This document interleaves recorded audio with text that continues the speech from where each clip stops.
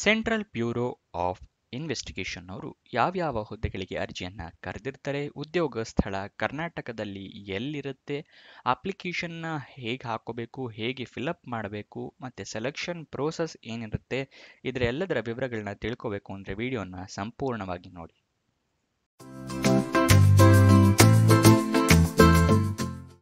ನಮಸ್ಕಾರ ವೀಕ್ಷಕರೇ, ವಿಡಿಯೋಗೆ ಸ್ವಾಗತ. ಈ ವಿಡಿಯೋ ಶುರು ಮಾಡೋದಕ್ಕೂ ಮುಂಚೆ ಚಾನೆಲ್ನ ಸಬ್ಸ್ಕ್ರೈಬ್ ಆಗಿಲ್ಲ ಅಂತ ಹೇಳಿದ್ರೆ ಸಬ್ಸ್ಕ್ರೈಬ್ ಆಗಿ ಹಾಗೂ ಪಕ್ಕದಲ್ಲಿರೋ ಬೆಲ್ ಐಕನ್ನ ಪ್ರೆಸ್ ಮಾಡಿ. ವಿಡಿಯೋನ ಶುರು ಮಾಡೋಣ.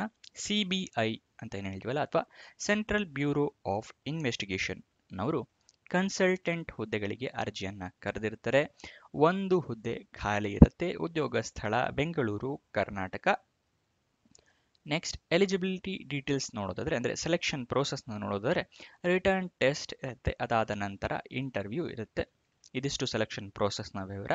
ಹೇಗೆ ಅಪ್ಲೈ ಮಾಡಬೇಕು ಅಂತ ತೋರಿಸ್ಕೊಡ್ತೀನಿ. ಅದನ್ನು ತೋರಿಸ್ಕೊಡೋಕ್ಕಿಂತ ಮುಂಚೆ ವಿಡಿಯೋನ ಲೈಕ್ ಮಾಡಿಲ್ಲ ಅಂತ ಹೇಳಿದ್ರೆ ಲೈಕ್ ಮಾಡಿ, ಹಲವಾರು ಜನರಿಗೆ ವಿಡಿಯೋ ತಲುಪತ್ತೆ. ಮತ್ತು ನಿಮಗೆ ಯಾವ ಥರ ಜಾಬ್ ಡೀಟೇಲ್ಸ್ ವಿವರಗಳು ಬೇಕು ಅಂತ ಹೇಳಿ ಕಮೆಂಟ್ ಬಾಕ್ಸ್ನಲ್ಲಿ ಕಮೆಂಟ್ ಮಾಡಿ, ಅದೇ ಥರ ವಿಡಿಯೋನ ಮಾಡೋದಕ್ಕೆ ಪ್ರಯತ್ನ ಮಾಡ್ತೀನಿ.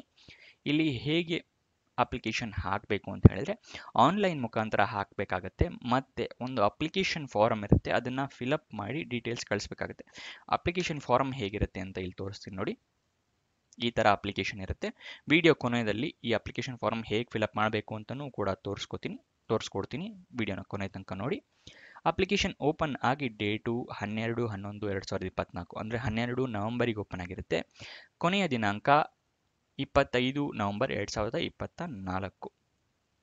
ಅಫಿಷಿಯಲ್ ನೋಟಿಫಿಕೇಶನ್ ಮತ್ತೆ ಏನು ತೋರಿಸ್ನಲ್ಲ ಆ ಅಪ್ಲಿಕೇಶನ್ ಫಾರಮ್ ಎಲ್ಲಿಂದ ಡೌನ್ಲೋಡ್ ಮಾಡ್ಕೊಬೋದು ಅಂತ ಹೇಳಿದ್ರೆ, ವಿಡಿಯೋ ಡಿಸ್ಕ್ರಿಪ್ಷನ್ನಲ್ಲಿ ಟೆಲಿಗ್ರಾಮ್ ಚಾನಲ್ನ ಲಿಂಕ್ ಕೊಟ್ಟಿರ್ತೀನಿ. ಅಲ್ಲಿಂದ ನೀವು ಅಫಿಷಿಯಲ್ ನೋಟಿಫಿಕೇಶನ್ ಮತ್ತೆ ಅಪ್ಲಿಕೇಶನ್ ಫಾರಮ್ನ ಡೌನ್ಲೋಡ್ ಮಾಡ್ಕೋಬಹುದು.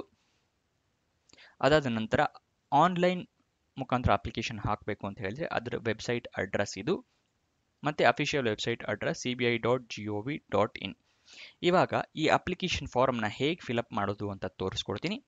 ಇಲ್ಲಿ ನಿಮ್ಮ ಹೆಸರನ್ನ ಹಾಕಿ ಮತ್ತೆ ನಿಮ್ಮ ತಂದೆಯ ಹೆಸರನ್ನು ಹಾಕಿ. ಇಲ್ಲಿ ಎರಡನೇ ಕಾಲಮಲ್ಲಿ ಅಡ್ರೆಸ್ಸು, ನಿಮ್ಮ ಕರೆಂಟ್ ಅಡ್ರೆಸ್ ಇಲ್ಲಿ ಹಾಕಿ, ಮತ್ತೆ ನಿಮ್ಮ ಮೊಬೈಲ್ ನಂಬರ್ ಇಲ್ಲಿ ಹಾಕಿ.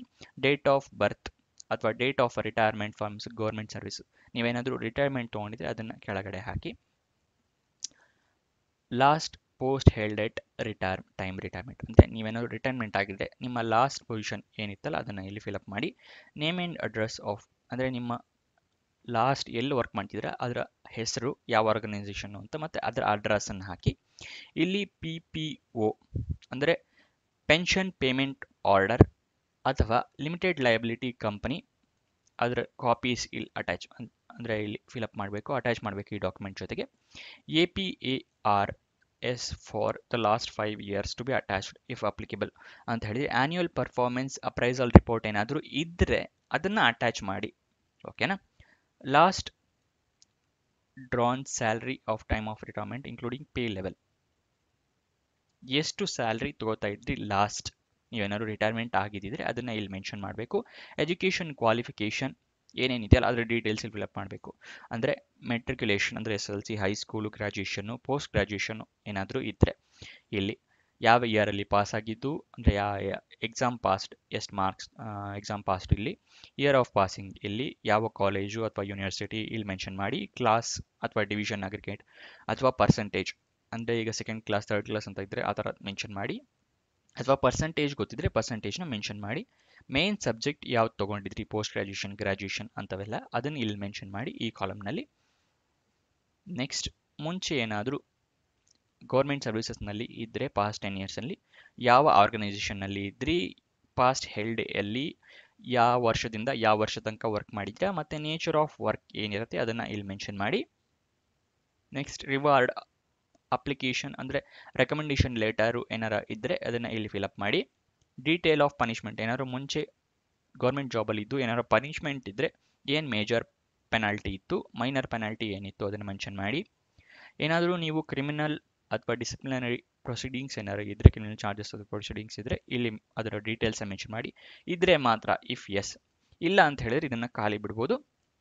ನೀವು ಪ್ರೆಸೆಂಟ್ ಎಲ್ಲಾದರೂ ವರ್ಕ್ ಮಾಡ್ತಾ ಇದ್ದೀರಾ ಅಂತ ಹೇಳಿದ್ರೆ ಎಲ್ಲಿ ವರ್ಕ್ ಮಾಡ್ತಾ ಇದ್ದೀರಾ ಅಂತ ಡೀಟೇಲ್ಸ್ನ ಇಲ್ಲಿ ಫಿಲಪ್ ಮಾಡಬೇಕು. ಏನಾದರೂ ಬೇರೆ ಇನ್ಫಾರ್ಮೇಷನ್ ಅವರಿಗೆ ತಿಳಿಸ್ಬೇಕು ಅಂತ ಹೇಳಿದರೆ ಅದನ್ನು ಇಲ್ಲಿ ಫಿಲಪ್ ಮಾಡಿ. ಅದಾದ ನಂತರ ಇದನ್ನು ಓದ್ಕೊಳ್ಳಿ, ಇಲ್ಲಿ ಮೆನ್ಷನ್ ಮಾಡಿದ್ರಲ್ಲ I hair by declare that ಅಂತ, ಅದನ್ನು ಓದ್ಕೊಳ್ಳಿ. ಅದಾದ ನಂತರ ಸಿಗ್ನೇಚರ್ ಆಫ್ ದ ಕ್ಯಾಂಡಿಡೇಟ್, ಇಲ್ಲಿ ನಿಮ್ಮ ಸಿಗ್ನೇಚರ್ ಹಾಕಿ ನಿಮ್ಮ ಹೆಸರು, ನೀವು ಎಲ್ಲಿ ವಾಸವಾಗಿದ್ದೀರ ಆ ಪ್ಲೇಸು, ಮತ್ತು ಅಪ್ಲಿಕೇಶನ್ ಯಾವತ್ತು ಫಿಲಪ್ ಮಾಡ್ತೀರಲ್ಲ ಅದರ ಡೇಟ್ ಹಾಕಿ. ಇದಿಷ್ಟನ್ನು ಫಿಲಪ್ ಮಾಡಿ ಈ ಡಾಕ್ಯುಮೆಂಟೇಷನ್ ಜೊತೆಗೆ ನಿಮ್ಮ ಮಾರ್ಕ್ಸ್ ಕಾರ್ಡು, ಸರ್ಟಿಫಿಕೇಟ್ಸು ಎಲ್ಲ ಅದನ್ನು ಅಟ್ಯಾಚ್ ಮಾಡಿ ಎಲ್ಲಿಗೆ ಕಳಿಸ್ಬೇಕು ಅಂತ ಹೇಳಿದ್ರೆ head of branch, central bureau of investigation anti corruption branch, number 36 Ballari road, Ganganagar, Bengaluru 560032ಕ್ಕೆ ಕಳಿಸ್ಬೇಕಾಗತ್ತೆ. ಯಾವತ್ತು ಅಂತ ಹೇಳಿದ್ರೆ 25 ನವೆಂಬರ್ ಒಳಗಡೆ ಕಳಿಸ್ಬೇಕಾಗತ್ತೆ. ರಿಜಿಸ್ಟರ್ಡ್ ಪೋಸ್ಟ್ ಅಥವಾ ಸ್ಪೀಡ್ ಪೋಸ್ಟ್ ಮುಖಾಂತರ ನೀವು ಕಳಿಸ್ಬೇಕಾಗುತ್ತೆ. ಇದಿಷ್ಟು ಈ ಜಾಬ್ನ ವಿವರ. ಎಲ್ಲ ಡೀಟೇಲ್ಸ್ ತಿಳ್ಕೊಂಡಿದ್ದೀರಾ ಅಂತ ಅನ್ಕೊಂತೀನಿ. ಇನ್ನೂ ಏನಾದರೂ ಡೌಟ್ಸ್ ಅಥವಾ ಕ್ಲಾರಿಫಿಕೇಶನ್ ಬೇಕು ಅಂತ ಹೇಳಿದ್ರೆ ಕಮೆಂಟ್ ಬಾಕ್ಸ್ನಲ್ಲಿ ಕಮೆಂಟ್ ಮಾಡಿ. ಹಾಗೆ ಫ್ರೆಂಡ್ಸ್ ಯಾರಾದರೂ ಜಾಬ್ ಹುಡುಕ್ತಾರೆ ಅಂತ ಹೇಳಿದ್ರೆ ಅಂಥವ್ರಿಗೆ ಈ ವಿಡಿಯೋನ ಶೇರ್ ಮಾಡಿ.